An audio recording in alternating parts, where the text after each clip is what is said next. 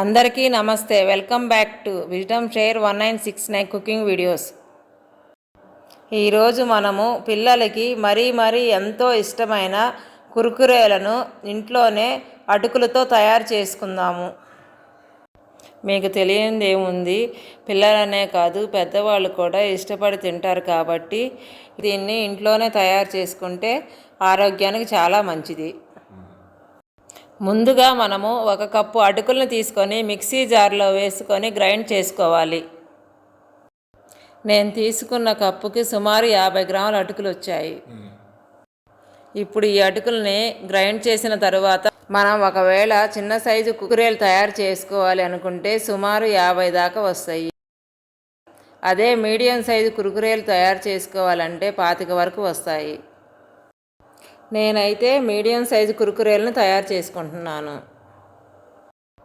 నేను అసలు అటుకులనే ఎందుకు వాడదాం అనుకుంటున్నానంటే కుర్కురేల్ని పిల్లలు తరచుగా తింటారు కాబట్టి వీటిని మనము అటుకులతో తయారు చేస్తే అటుకులలో ఉన్న ప్రోటీన్లు, ఫైబరు, విటమిన్లు వల్ల పిల్లల ఆరోగ్యానికి కూడా ఎటువంటి ప్రాబ్లము ఉండదు. మనం ఒకసారి మిక్సీ మూత తీసి పిండి మెదిగిందో లేదో చెక్ చేద్దాము. నాకు ఇంకా పిండి చాలా బరకగా అనిపిస్తుంది కాబట్టి మళ్ళీ ఒకసారి గ్రైండ్ చేసుకుందాము. ఎందుకనంటే పిండి మెత్తగా ఉంటే కుర్కురేలు కరకరలాడుతూ ఉంటాయి. ఈ పాటికి పిండి మెత్తగానే వచ్చి ఉంటుంది.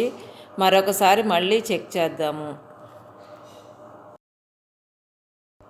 చూశారు కదండి, పిండి చాలా మెత్తగా ఉన్నది.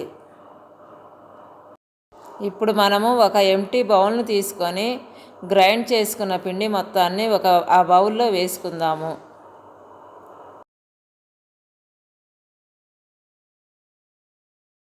ఇప్పుడు ఈ అటుకుల పిండిలోకి మనము ఏ కప్పుతో అయితే అటుకులు తీసుకున్నామో అదే కప్పుతో 1/2 కప్పు శనగపిండి తీసుకొని ఈ బౌల్లో వేసుకోవాలి.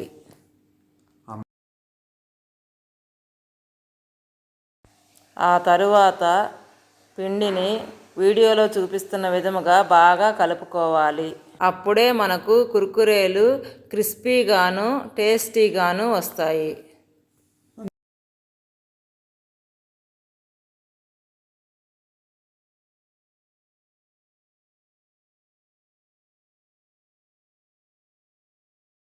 ఇప్పుడు మనము స్టవ్ వెలిగించుకొని స్టవ్ మీద ఒక ప్యాన్ పెట్టుకొని దాంట్లో ఏ కప్పుతో అయితే అటుకులు తీసుకున్నామో అదే కప్పుతో కప్పు వాటర్ పోసుకొని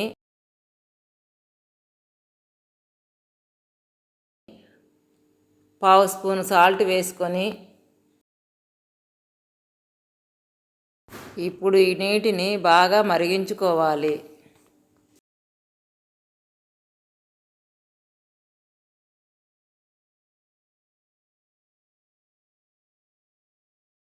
ఒకసారి నీళ్ళన్నీ మరిగిన తరువాత ఇప్పుడు మనం కలుపుకున్న మిశ్రమాన్ని మొత్తాన్ని కొంచెముగా వేసుకుంటూ ఉండలు కట్టకుండా వీడియోలో చూపించిన విధముగా కలుపుకోవాలి.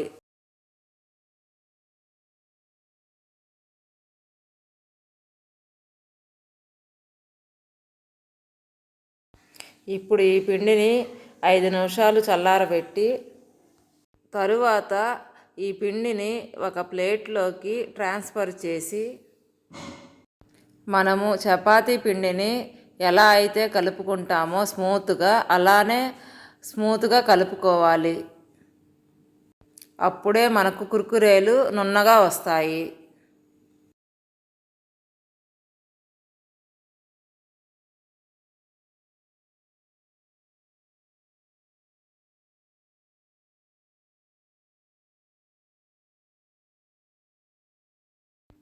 ఇప్పుడు మనము అరచేతిలో కొంచెం ఆయిల్ వేసుకొని చేతులు బాగా రుద్దుకోవాలి.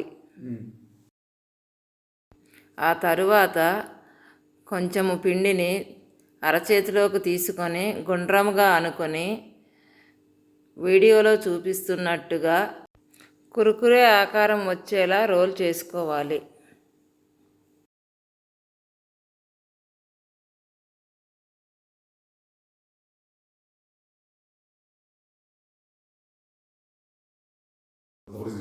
నేను ముందుగానే చెప్పినట్లుగా మీడియం సైజు కురుకురేలు చేస్తున్నాను కాబట్టి నాకు అవి 25 వచ్చినాయి.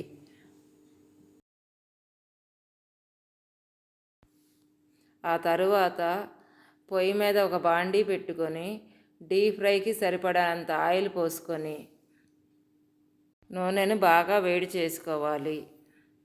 ఒకసారి ఆయిల్ వేడైన తర్వాత మంటని లో ఫ్లేమ్లో పెట్టి మనము తయారు చేసుకున్న కురుకురేలన్నింటినీ నూనెలో వేసి చూపించిన విధముగా వేయించుకోవాలి.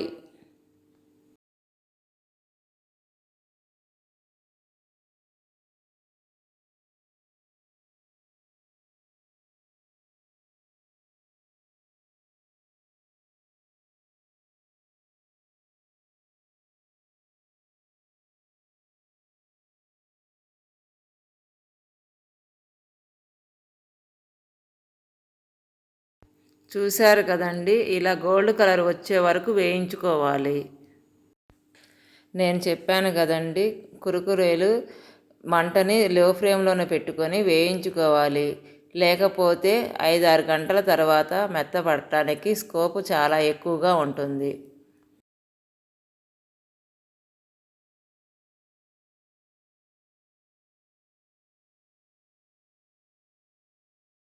ఆ తరువాత ఒక బౌల్ తీసుకొని దాంట్లో ఉప్పు కలిపిన కారాన్ని వేసుకొని మనము వేయించుకున్న కురుకురేలను దాంట్లో పోసుకొని అవి బాగా కారము కురుకురేలకు పట్టేలాగా వీడియోలో చూపిస్తున్నట్టుగా కుదించుకోవాలి.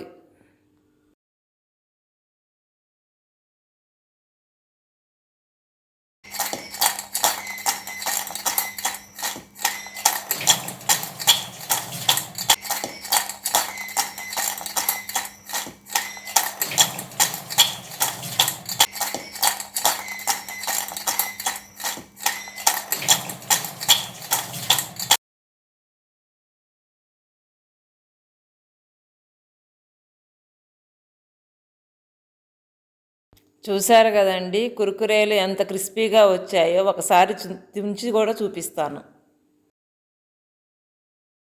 ఒకసారి నమిలిన సౌండ్ కూడా వినిపిస్తాను. తింటే కూడా చాలా బాగుంది. Thank you for watching. మా వీడియో మీకు నచ్చినట్లయితే please like, share, subscribe and click the bell icon.